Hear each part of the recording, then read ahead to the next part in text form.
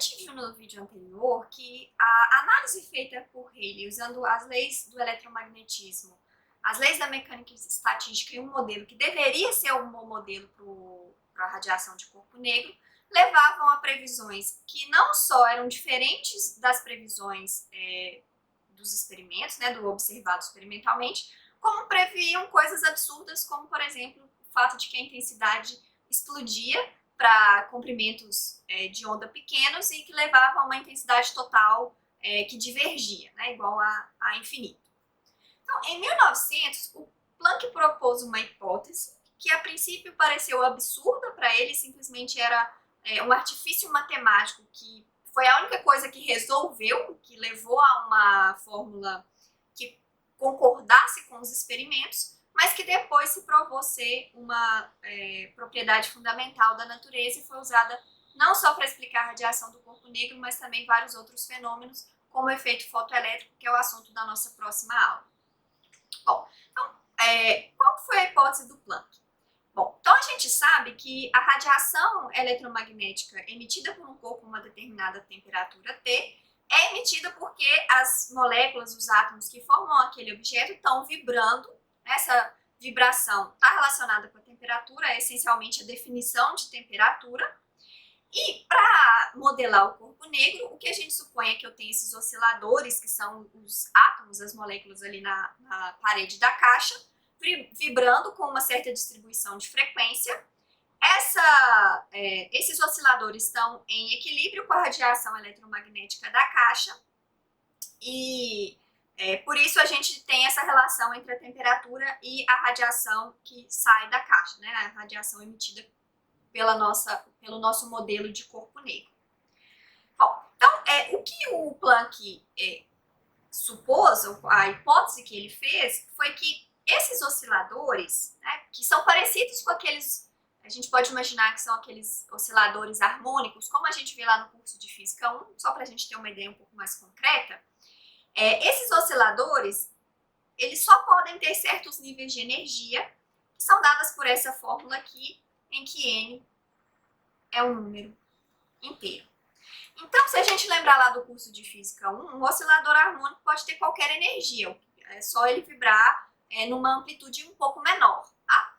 E a mesma coisa era imaginado para os átomos e para a radiação eletromagnética dentro da caixa. Só que com essa hipótese clássica, a gente não chegava à fórmula correta, e aí o Planck percebeu que com essa hipótese de quantização a gente chegava ao valor correto, tá?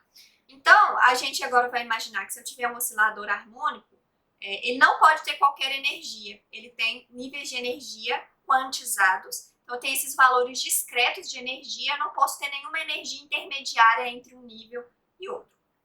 Bom, essa hipótese pareceu absurda, inclusive para Planck, ele não fez essa suposição, essa hipótese, porque ele achava que isso era um princípio fundamental da natureza, ou porque ele tinha alguma intuição física que devia ser assim.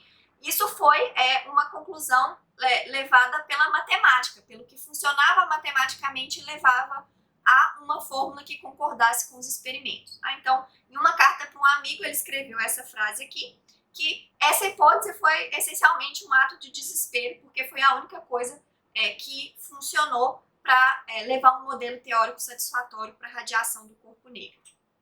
Bom, eu não vou entrar em detalhes aqui, mas com essa hipótese ele chegava a essa equação aqui para emitância espectral. Se a gente olhar para comprimentos de onda grandes, essa fórmula coincide bem com a fórmula de Rayleigh-Jeans, que concordava bem com o experimento para comprimentos de onda grandes, mas para comprimentos de onda pequena, a gente sabe que a fórmula de Rayleigh-Jeans não funciona e essa aqui funciona bem. Então, com essa fórmula, a gente consegue ver exatamente aquelas curvas de emitância espectral que a gente viu no vídeo anterior. Bom, então, essa função para emitância espectral é o mais importante, porque dela a gente tira a lei de deslocamento de Wien e a lei de Stefan-Boltzmann. Então, para a gente achar o lambda m, a gente tem que usar aquelas estratégias do cálculo 1, derivar igual a zero, então é muito simples para procurar os pontos de máximo. Então, é bem simples, a menos da derivação dessa função aqui, que é um pouco chatinha, tá? Mas é simplesmente uma derivada. Se a gente fizer essa derivada, procurar os pontos de máxima dessa função, a gente vai chegar à conclusão de que lambda_m é igual a hc sobre 4,965. Esse 4,965 vem do cálculo da derivada, tá?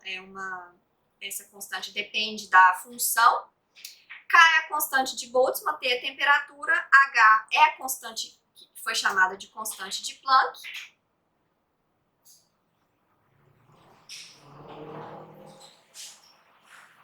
E C é a velocidade da luz.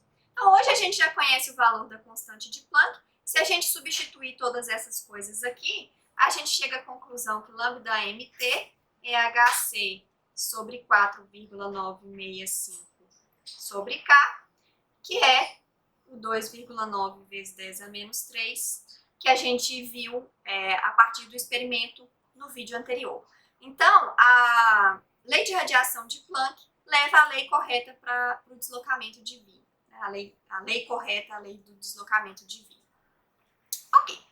Então, se a gente integrar de zero a infinito a emitância espectral dada pela lei de Planck, agora esse problema da divergência não acontece mais. Essa é uma integral que leva a uma integral imprópria, mas que leva a um valor correto, né, a um número que, se a gente fizer a integral dessa função, que também não é trivial, mas é essencialmente uma integral, a gente chega a esse valor aqui, a essa relação entre a intensidade total emitida e a temperatura, e essa coisa aqui é exatamente a constante de Stefan Boltzmann, e aí essa suposição permitiu que a gente calculasse a constante de Stefan Boltzmann a partir de princípios físicos, a partir de outras constantes físicas fundamentais. Tá?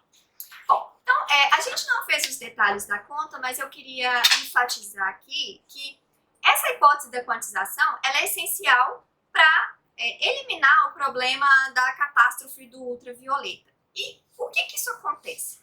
Então, para fazer essa conta, a gente ainda usa o princípio de equipartição de energia, ainda usa a mesma análise para o número de modos em cada comprimento de onda, que é uma propriedade geométrica da cavidade, né, do corpo negro. Mas a maneira como a energia para cada modo, né, as energias permitidas para cada modo, é diferente.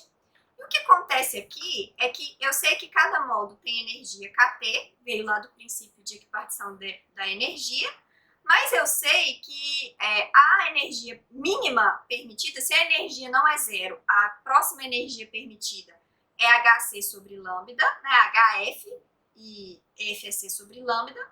Então, se o lambda é muito, muito pequeno, a primeira energia permitida é muito maior do que kT. Então, isso implica que aquele modo de energia ali, com um comprimento de onda muito pequeno não é permitido, porque os modos permitidos têm energia na faixa de kT. Tá? Então, isso corta os comprimentos de onda muito pequenos e resolve o problema da catástrofe do ultravioleta. Bom, então, essa suposição, por mais absurda que tenha parecido e que ainda é contraintuitiva para a gente, é a única maneira de explicar corretamente o espectro do corpo negro.